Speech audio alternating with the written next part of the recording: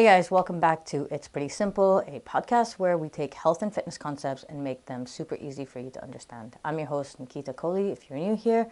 Today we're going to be talking about a supplement you've probably heard of. Maybe you're thinking about taking it, or maybe you're already trying it. Either way, the supplement we're going to talk about is creatine. Now, don't worry, this isn't going to be a science lecture. I'm going to explain what creatine actually is, how it works, why we should be taking it, and even some really surprising benefits outside of the gym. I will be touching a little bit on the science though, because it's important to understand how it works in our body.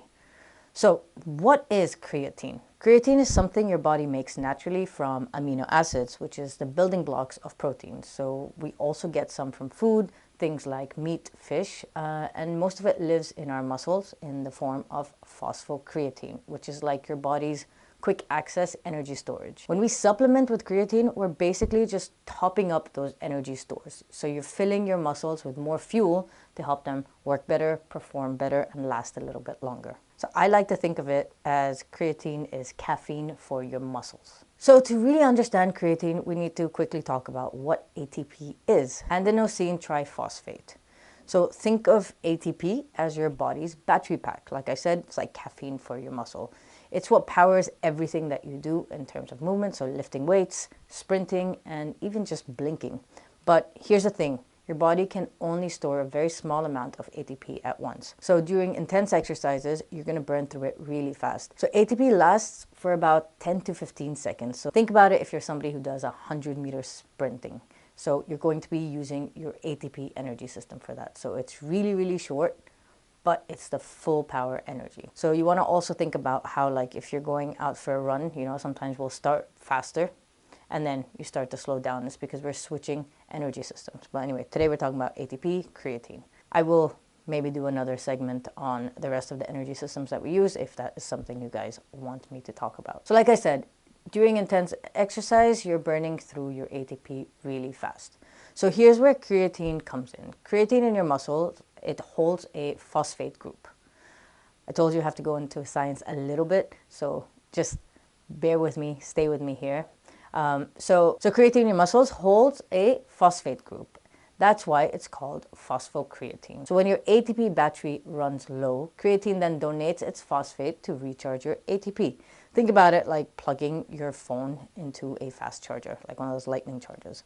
So creatine doesn't give you energy directly. It helps you basically make more ATP, which is what we need in order to exercise harder, faster, and more quickly, because we need ATP to be used instantly. So you can basically keep going a little bit longer and you can push a little bit harder. And this is a really cool part if you like the science behind all this. It's helped by an enzyme called creatine kinase. I'm probably pronouncing that wrong, but it's fine. It's like the switch that makes this phosphate handoff happen super fast. So this enzyme basically helps get the phosphate from the creatine and have this happen really fast. So that's a little bit of the science behind it. Now, if you've looked at creatine supplements, I'm sure you've seen a bunch of different types. Creatine HCl, buffered creatine, creatine ethyl ester. Do you need any of that? Nope.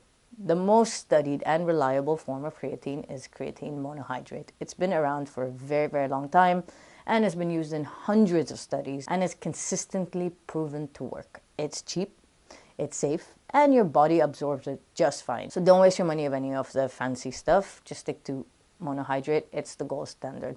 Crea Pure is good as well. So usually you'll get creatine monohydrate Crea Pure. That's personally the one that I take. It's a little bit more expensive than the creatine monohydrate, but creatine monohydrate works just as fine as well. So don't go for any of the other things. So one of the most common questions I get asked when I ask my female clients to take creatine is, doesn't creatine make you hold water and look bloated? I don't want to look bloated. I don't want to have water retention. I don't want to be puffy. The truth is that creatine makes your muscle hold more water, but in a good way. So it's not like a body water retention. It's on a muscular cellular level. It isn't that uncomfortable, puffy, under the skin water retention like when you eat too much salt or have too many carbs the night before. The water is stored inside your muscle cells. It makes them look much fuller and it helps them stay hydrated and actually creates an environment where your muscle growth can actually happen more effectively and more efficiently. So the water retention from creatine, totally normal, totally beneficial. You're not going to see it like in your face and in your stomach and all of that. It's literally on a muscular level. Okay, so let's talk about why people take it and why I urge my clients to take it and why I urge my followers to take it and why I take it myself. Number one, better performance. Creatine helps you push out those last few reps or sprint harder. Like I said, think about it as caffeine for your muscle.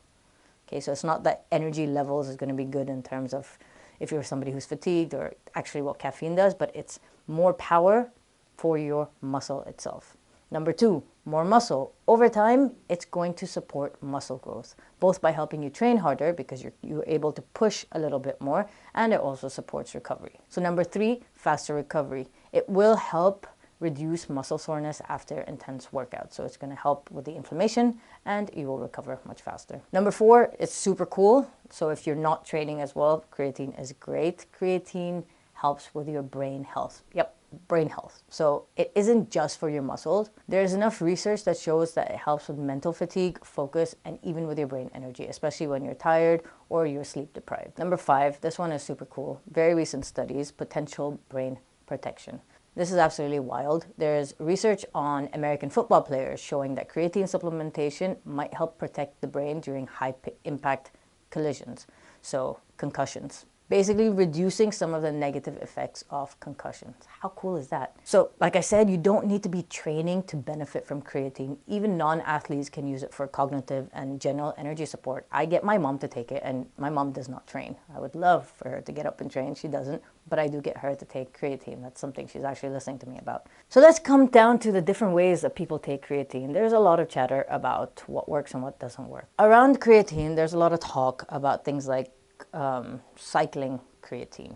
Okay, so some people tend to say that it's more beneficial to cycle creatine, like taking high doses, so let's say 10 grams of creatine for a period of 2 weeks and then weaning off it, coming off it, and then going back into it again. There's not enough studies to prove that that actually works, so I'm going to say the answer is no. The research shows that there's no need to actually cycle creatine.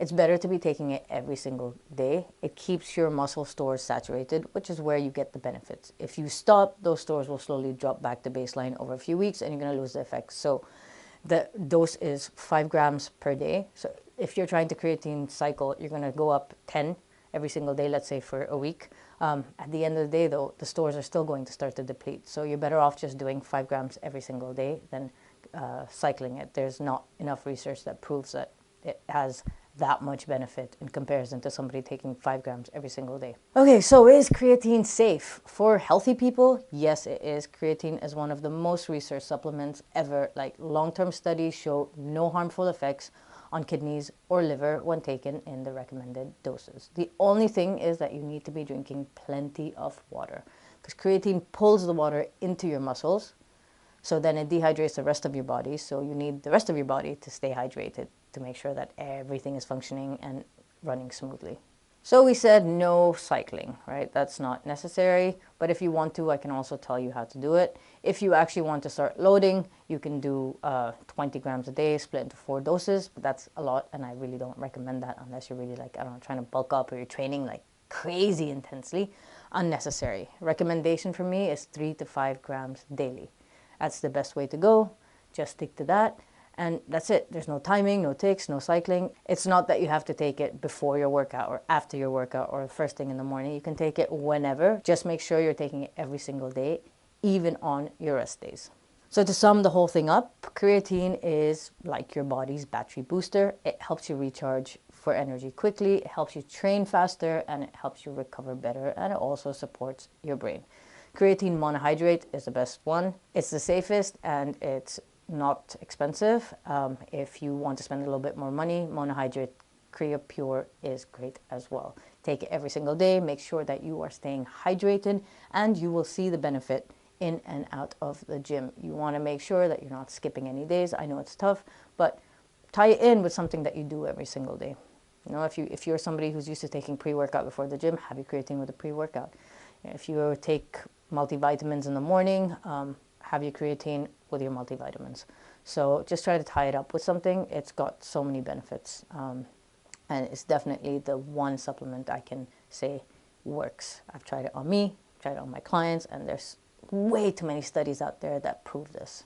Thanks for listening to It's Pretty Simple. If this helped you understand creatine a little better, leave a like.